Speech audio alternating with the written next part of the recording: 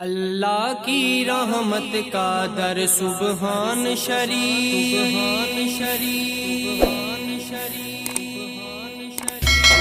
اللہ کی رحمت کا در سبحان شریف آل نبی سادات کا گھر سبحان شریف. بھائی تھوڑا خاموش ہو جائیں سارے.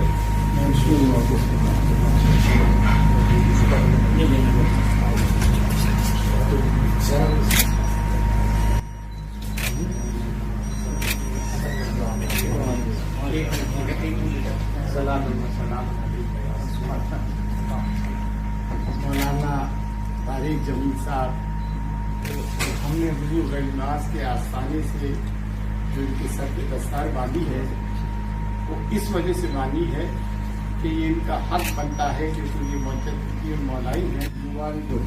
آج کا دن میری زندگی کا سب سے خوش قسمت دن ہے.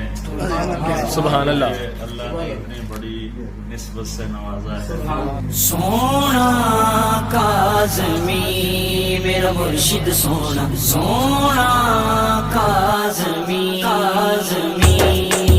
سونا کاظمی میرا مرشد سونا سونا کاظمی جب تک بکے نہ تھے. ناظرین، میں سید سرور چشتی گدی نشین خادم جاروب کا خاک نشین خادم خواجہ آستانہ عالیہ اجمیر شریف حضرت خواجہ معین الدین چشتی رحمۃ اللہ علیہ المعروف غریب نواز. میں کنٹروورسی سوشل میڈیا پہ دیکھ رہا ہوں جب سے مولانا طارق جمیل صاحب کی دستار بندی کی ہے. بھائی یہ ہنگامہ کیوں برپا ہے؟ کسی کی بھی دستار بندی کرنا ہمارا سول پیراگیٹو ہے. ہم چاہے جس کی دستار بندی کریں، ہمیں صرف کسی کی پوچھنے کی ضرورت کیا ہے. ہم راہ چلتے کی کر دیں دستار بندی. شاید لوگوں کے یہ علم میں نہیں، لیکن ہندوستان کے لوگ تو اس چیز کو جانتے ہیں نا اچھی طرح. خاص طور سے اگر پاکستان کے لوگ نہیں جانتے ہیں تو، یا دنیا کے دیگر خطوں کے لوگ نہیں جانتے ہیں کہ آستانہ عالیہ حضور غریب نواز میں شب و روز ہر مسالک کے لوگ آتے ہیں، چاہے وہ دیوبندی ہوں، بریلوی ہوں، اہل حدیث ہوں، سلفی ہوں، کھوجے ہوں، آغا خانی ہوں، بوری ہوں. ہر کوئی آتا ہے اور ہر ایک کی دستار بندی ہوتی ہے. یہ تو رہی ان کی بات. دوسری طرف ہر مذاہب کے لوگ آتے ہیں. سکھ حضرات آتے ہیں، ہندو حضرات آتے ہیں، حتیٰ کہ جوز آتے ہیں فرام اسرائیل. وہاں کے ایمبیسڈر انڈیا میں اسرائیل ایمبیسی مارک شوفر آئے، ان کی دستار بندی کی. یہ ہم اہل طریقت والوں کا کام ہے. ہم محبتیں بانٹتے ہیں. اور دوسری چیز یہ ہے کہ الخلق و عیال اللہ، ہم اہل طریقت کے ماننے والے ہیں. اور یہ مسلک میں یہ ہو گیا، وہ مسلک میں ہو گیا، یہ طے کرنے والے کون ہوتے ہیں؟ کیا حضور نبی کریم صلی اللہ علیہ وآلہ وسلم کوئی مسلک لے کر آئے تھے؟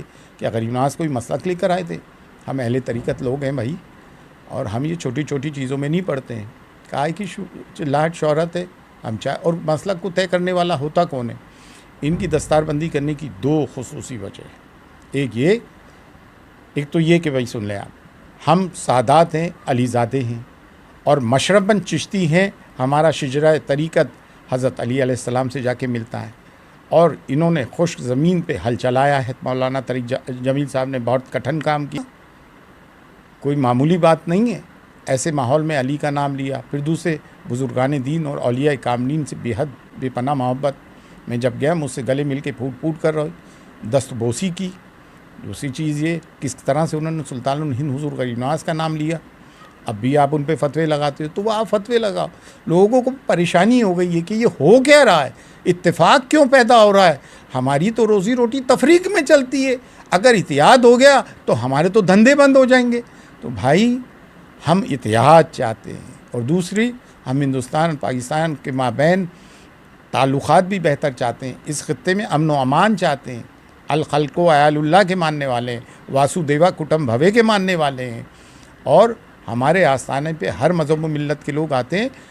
850 سال سے الحمدللہ ہماری میراث ہے. آستانے کی چابیاں کلید برداری گویا کی باریداری ہم خدام خواجہ کی.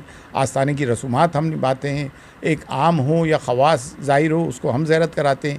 سلاطین وقت ہو، عمرہ ہو، فضلہ ہو، مشائخ ہو، یا ایک عام آدمی ہو، پرائم منسٹر ہو، پریزیڈنٹ ہو. یہ ہمارے معاملات ہمارے اختیار کی بات ہے. یہ چھوٹی چھوٹی سوچ ہمارے کہیں نہیں لگتی ہے، اور ہمیں انہیں کہیں فرق نہیں پڑتا ہے اس میں. اور آپ عقیدوں کہ باندھنے والے کون، ہمارا یہ عقیدہ ہمارا وہ عقیدہ، کون ہو آپ عقیدے کے باندھنے والے لوگ؟ کون ہو اس کو کہنے؟ اور دیکھیں اہل بیت کی محبت اور اولیاء کی محبت اللہ جس کے دل میں ڈالے، یہ کسی مسلک کی میراث نہیں ہے. کئی سادات تو ایسے بھی ہیں، کچھ سادات اور مشائخ جو کہ حضرت علی کے بھائی عقیل کی سنت پوری کر رہے ہیں، تو ایسے بھی ہیں. ہاتھ نام علی کا لیتے ہیں، شجرہ علی کا چلاتے ہیں، ہاتھ علی کے چمواتے ہیں اور گیت کہیں اور کے گاتے ہیں. ہم ان میں سے نہیں ہیں. ہم اس چوکٹ کے نمکخوار بھی ہیں اور اپنے جد کے بھی وفادار ہیں، حضرت ابو طالب کے. اور ہم بنو آدم سے محبت کرتے ہیں اور محبت کا پیغام ہر جگہ بانٹتے ہیں. فی امان اللہ. السلام علیکم.